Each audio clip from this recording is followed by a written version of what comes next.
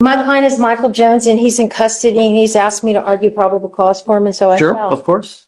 It's only fair, right? Because it's his case, so. You didn't hear me. It's only fair because it's his case, so we might as well bring it No, up. he asked me to do this, and so I told him I would. Okay. That's my client. He must be unhappy, huh? Asked him to breathe. Or hungry. Asked him to breathe. Good morning. Hey, How are you? hey, buddy. If you're banging on the door, you got to be careful because you break something, you're gonna catch another charge. So be careful banging on those windows because they break very easily. All right. So you were Michael Jones. Mr. Jones, we're talking about you, so that's why I wanted to bring you out. It's only fair that you get to hear what's going on with your case. Your lawyer wants to challenge probable cause in this case. You're charged with interference with the duties of a public servant. You are facing up to 6 months in jail and or a $2,000 fine. That's what you're charged with. I don't know. So I'm going to have them read, and we're going to do probable cause to see whether we're going to go forward or not. Okay? Be right back there. She's gonna read it again, okay? Okay. What happened? On January 10, 2025, the officers in official uniforms and riding in a marked patrol vehicle were dispatched to a disturbance at a residence in Harris County, Texas.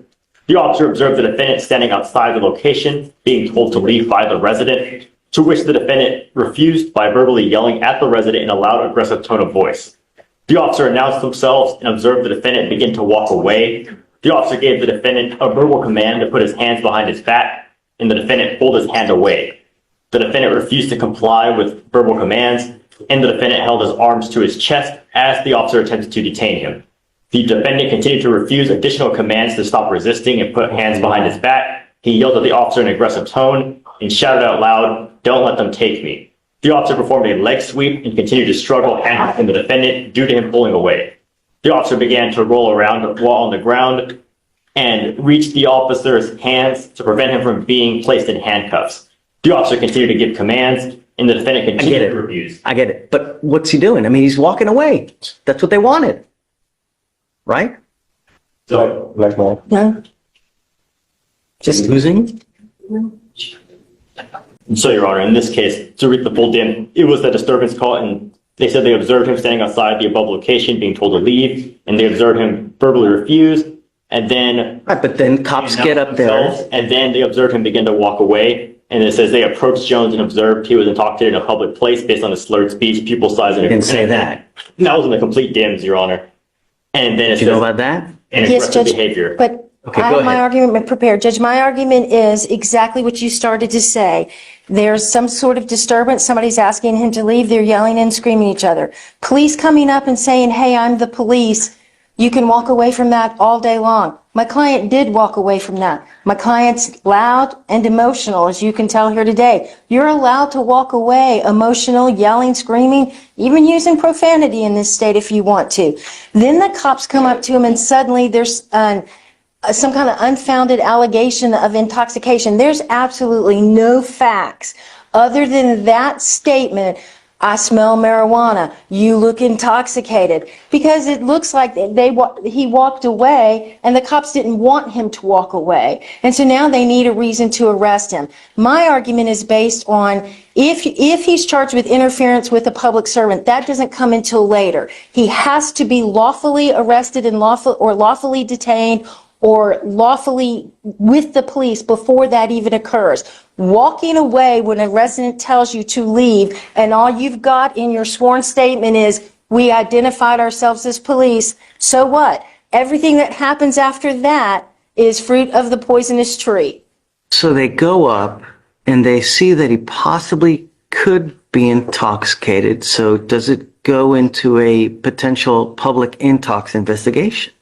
If it does, they need to announce that. You can't just walk up to me and say, "I'm the police, stop." We don't live in that kind of society. "I'm the police, I need to investigate you, so therefore stop," all day long. "I'm the police, we're investigating, I need you to step aside, sir, so I can investigate this matter," all day long. But hey, I'm the popo. So the reasonable suspicion we have is they begin to investigate what? So Criminal trespass. they're called as a disturbance, and they saw him yelling, being aggressive, and then as he walked away, that's when they saw So signs. the trespass investigation ceases because he's leaving. Right. Yes or no? It's not specified to be a trespass, Your Honor. It's specified just to be a disturbance. That's what it is. Okay, but it's a trespass that they're investigating a trespass, right? I mean, for all intents and purposes, isn't that what it is? Okay. The investigation begins as a trespass investigation because he's there. Homeowners asked him to leave. He's refused to leave. So cops come and he begins to leave. So at that point, all should have ceased. But the cops go up to try to. Yes. Well, in this case, Your Honor, it would be that, yes, he attempted to leave, but once the officers arrived, so they would still need to investigate to determine if the trespass even occurred to determine, He's leaving. He's walking. He's leaving. Right? It's like, here, let me come and mess with you more. That would only. Right? So it's like adding fuel to a fire. But they would still have grounds to investigate, and furthermore, with the further signs of possible public intoxication, it would give them further grounds to investigate. That's because they're going up to him to mess with him. Well, they're going up to investigate what they saw him refusing to leave, and he leaves. He only left once they arrived. So with maybe potential fear of apprehension, that's when he decided to leave, which it wouldn't be, it wouldn't undercut their ability to investigate what had they observed happen in front of them regarding that public or that disturbance that they were called about. They still need to figure out what happened there and if there was a trespass to begin with. Judge, you can't flee a trespass. The way you comply is by fleeing. Well, we don't know it was a trespass, it was a disturbance. We don't always specify the disturbance. I'm going to find no probable cause. You understand? Mr. Jones, be careful, man. We have enough drama in this life, don't we? Yeah. You don't like to wear orange, do you? Be careful where you go. Be careful what you do. Yes, sir. Everyone's always out to get you, man. Don't let them. Yeah. All right, man. Good luck. Thank you. Unless you. Thank I didn't hear what happened.